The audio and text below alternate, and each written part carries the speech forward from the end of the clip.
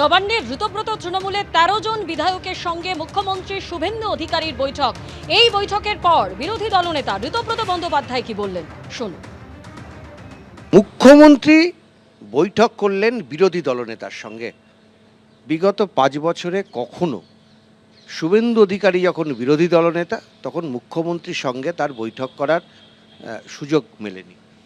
আমাদের পরিষদীয় দল আমরা মাননীয় মুখ্যমন্ত্রীকে চিঠি লিখেছিলাম যে এসআইআরে যে ২৭ লক্ষ মানুষের নাম বিচারাধীন রয়েছে ট্রাইব্যুনালে, সেই নিয়ে আমরা কথা বলতে চাই। উনি আমাদের সময় দিয়েছিলেন।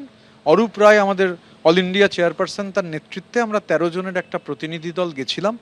২ ঘন্টার কাছাকাছি প্রায় আলোচনা হয়েছে। মুখ্যমন্ত্রীর সঙ্গে বিরোধী দলনেতার যোগাযোগ হবে, কথা হবে, এটাই তো গণতন্ত্র। কিন্তু আমরা দেখেছি বিগত ৫ বছরে কখনো শুভেন্দু অধিকারীকে নবান্নে ডেকে পাঠানো হয়েছে এমন দৃষ্টান্ত নেই। দেখুন, এটা গণতান্ত্রিক দস্তুর, গণতন্ত্রে এটাই দস্তুর যে প্রশাসনিক মুখ্যমন্ত্রী তার সঙ্গে অপোজিশন লিডার তার কথা হবে, এটা গণতান্ত্রিক দস্তুর।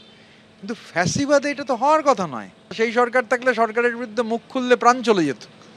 আজকে যে কথা বলা যাচ্ছে, যা সামনে আসছে, সেগুলো সামনে এসেছে তার কারণ সবাই জানেন। প্রতিদিন আলোচনা করছে, আমাদের সেই দায় নিতে হচ্ছে, দায় নিয়েই চলতে হচ্ছে।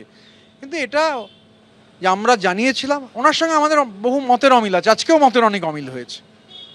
আমরা ওনার সব কথার সঙ্গে একমত নই। আমরা কোর্টে মুখে যে আপনাদের যারা বিরোধী অর্থাৎ কালীঘাট শিবির, তারা বলবেন যে আসলে ঋতব্রত বন্দ্যোপাধ্যায় তো শুভেন্দু অধিকারীরই লোক, উনিই তো বিরোধী দলনেতা করে বসিয়েছেন, ফলে সময় কেন দেবেন না, এই প্রশ্ন তারা তুলবেন।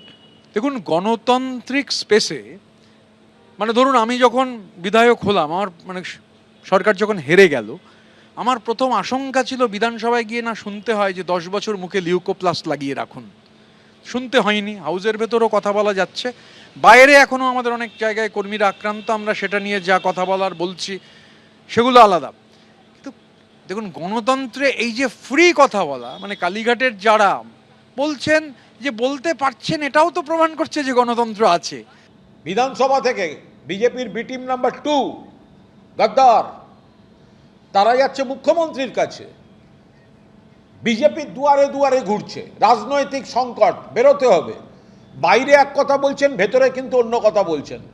বাইরে এক কথা বলছেন, ভেতরে অন্য কথা বলছেন। নানা রকম খবর আসছে তারা নাকি সমস্যা নিয়ে কথা বলবেন। আরে সমস্যা নিয়ে বিধানসভায় একদিন বললেন না, তার জন্য নবান্ন যেতে হয়?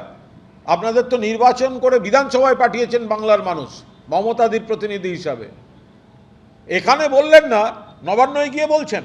বিজেপি নেতাদের কাছে মানুষের স্বার্থে যদি কোনো দরকার নিয়ে যেতেন, তাহলে সকলের সামনে এখানে বিধানসভাতেও তারা দেখা করতে পারতেন, কথা বলতে পারতেন, সমস্তটা স্পষ্টভাবে হতে পারত। এবিপি আনন্দ, এগিয়ে থাকে, এগিয়ে রাখে।